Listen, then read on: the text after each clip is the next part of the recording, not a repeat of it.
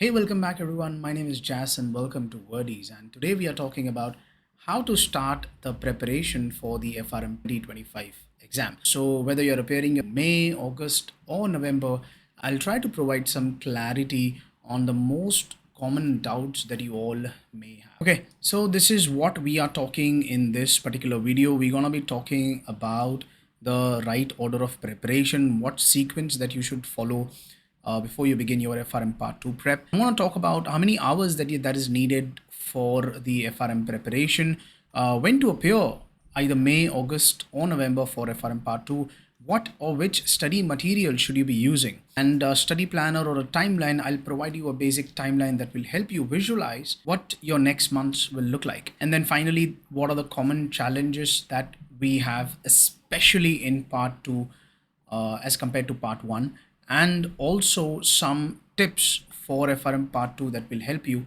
in your preparation. So let's go ahead. Let's start with the very first thing. What is the right order of preparation? Now, I would say that ideally, I feel that market risk should be taken first, right? And but since the book will be out by Feb, I would recommend that you begin with credit risk. It's absolutely okay. So here for 2025, you begin with credit risk first because we do not have the market risk as of now, right? So begin with credit risk first, then you take the risk investment. Now with this, you complete approximately 35% of the curriculum, and then you take the market risk. I think most probably by next month, mid of Feb or so, the books will be out and you can go ahead and you can start referring to the market risk as well. And then you can take either the liquidity or operational, whatever that you are comfortable with. The reason so let's take liquidity as the fourth book, and then you take the operational risk, and finally you take the current issues. Now this is the right order of preparation according to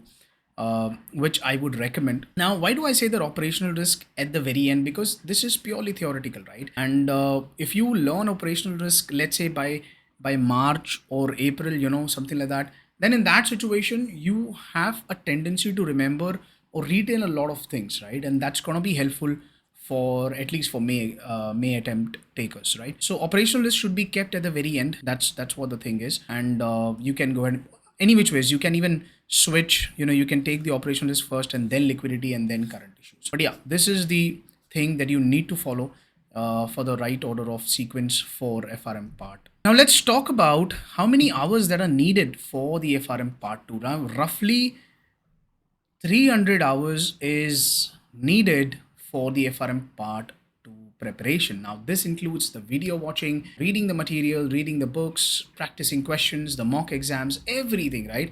Cumulatively, you would require approximately 300 hours. Now, some may require lesser amount, some may require more than 300 hours as well. But on an average, I would say that 300 hours is the recommended as per the GARP as well. Now, let's talk about when should you appear the FRM Part 2 exam. Should you be appearing in May, August, or November? Which is the right attempt for you? Well, if I talk about May, we have a shorter time frame. 4.5 months is roughly that is remaining. But momentum is something that will help you, and you just need to push yourself for the next 4 months, and you can probably pass the May attempt. But if I talk specifically about August, here we have a balanced schedule, right? You pretty much have a flexible time, you get some more time period as well. So this offers a lot of flexibility and enough time to cover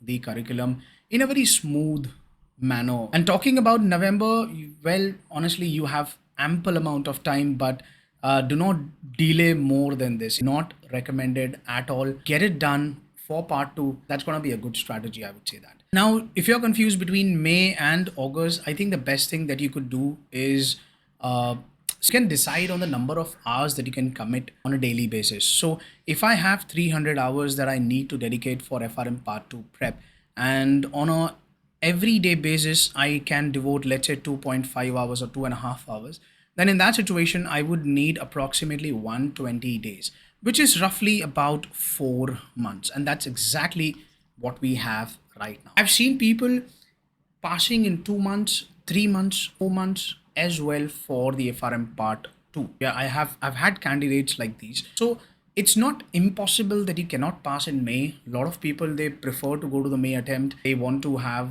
they want to keep the momentum going. They are able to spare the time. They can stretch on weekends, right? And they can pretty much go ahead and they can complete and appear in the May exam. But if you want a little bit more balanced, you do not want to put yourself into a pressure kind of a situation, then I think August is a decent choice. And just think about it. It's just a matter of 2 to 3 months between May and August, right? And we are in the final lap. So I feel that either you select May, or if you want to go in a smooth manner, August is fine. November, if you barely cannot just devote time, then ideally November is suitable. However, to keep the momentum going for a very long time, like let's say November, I don't know how that's gonna be possible, but yes, you take a wise decision here. Okay, now what study material should you be using for part two? So there are two texts. One is the GARP curriculum, and the second one is the Schweizer notes. Now, in my opinion, I would say that you can stick to Schweizer notes for FRM part two specifically. Why do I say that? Is because GARP curriculum is absolutely huge. If you look at the curriculum, the amount of information and the length of the curriculum, we have 100 chapters, right? So to study via GARP, it may become overwhelming, and we don't want to do that. So Schweizer Notes does the job very well. It is recommendation for part two, in my opinion. And I would also like to add that whatever that is not covered in Schweizer, in my class notes, I cover it from GARP. So that gives my students an added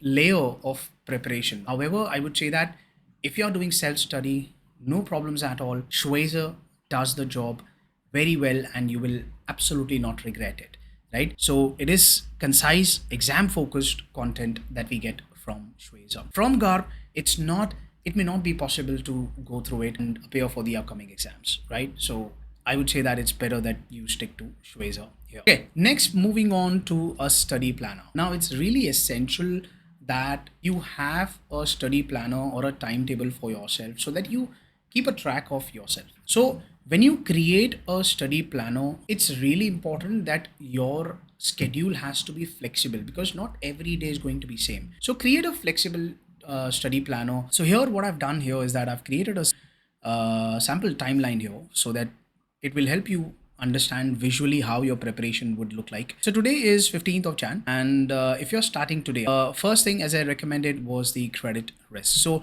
roughly you would need 25 days for credit risk. If you have already started, you may take even less time as well, or probably you may just take 15 days for that as well. But I have devoted maximum time towards the credit risk. So 25 days you would take it, and by 10th of Feb, your credit risk would be completed, right? If then you take the risk investment, roughly you would need 12 days for it.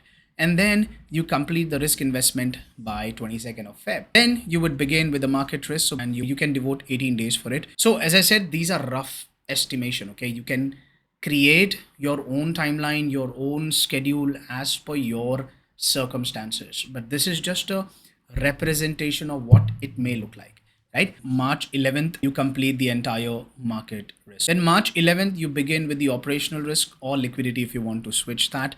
And you need 20 days for operational risk. See, operational risk, there are many chapters which are almost 2 to 3 pages short, right? So not going to take much time. And then April 1st, you begin with the liquidity risk. You take 17 days, you complete this one. And then finally 10 days you devote to current issues. You complete it, and by 27th of April, you are done with the curriculum once. Again, this is a pure representation. I would highly recommend that if you're targeting May attempt, then definitely you should be completing before 15th of April, the entire thing, so that you have good amount of time, at least a month before your exam, so that you revise properly, you practice the mock exams, you can go through the crash course, everything that you can do within this scheduled time. So the sooner you complete, the better if you're targeting May. But if you're targeting August, then obviously you can extend this particular timeline. I'll try to put up study planner for you guys within the description box below so that you can just download it and you can use it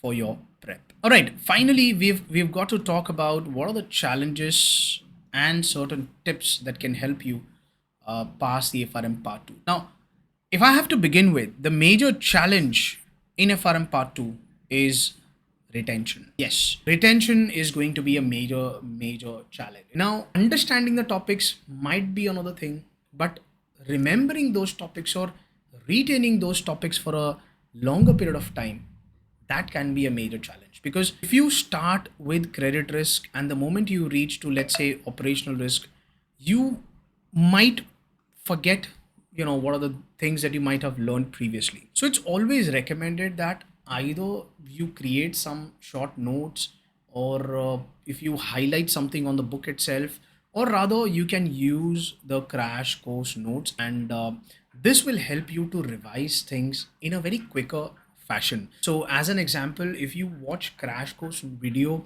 to revise credit risk, it just takes about 7 to 8 hours. You can cover all the chapters of credit risk. So it's a very concise thing to help you remember, because as you move across time, you will not be in a situation to watch full videos, right, again and again and again, or probably read the entire books over and over again, right? Okay, the next thing that's really important, that you do not focus on the important topics right now at this stage. When you start your preparation, you have to have that mindset that you want to complete everything. You do not want to have a limited preparation or a limited focus. If I provide you, let's say, that these 60 chapters are important for the exam, so that should not mean that you should be just focusing on those 60 chapters and probably avoiding the rest 40 chapters. You have to give equal focus right now, and maybe 1 month, 1.5 months before the exam, you can focus on the important topics. But for now, do not limit your preparation with these important topics. The next thing that we have is the GARP mocks. Now, I cannot emphasize that these two mock exams that you get officially from GARP, go ahead and solve these mocks twice, probably if need be thrice as well. Why? Because these mocks are really important, and if you are lucky, you may see a similar question just like the GARP mock exam on the actual exam day, and that can probably boost your score on the exam. So these GARP mock exams will help you to understand the language, the kind of questions that GARP expect us to know. So this is a most important tip that I would give you for FRM part 2. And then finally, you can create notes or highlight topics in the book that will help you to skim through the subjects at a very faster speed. Specifically, when 1 month before the exam, as I said, there's going to be some sort of a challenge in retention. But if you have your notes ready, or if you have highlighted the text, it's going to be much easier for you to retain or to remember things at that point in time. So these are the challenges, and so these are the tips that I would give it out to you. And just to let you know, we provide the FRM part 2 preparation, we provide the crash course, as well as a full package that covers everything along with the questions bank, the mock exams, and the doubt support as well. So if you're preparing for your FRM part 2 preparation, you can check out our website www.wordies.com. And with that being said, guys, I'll see you. Thank you.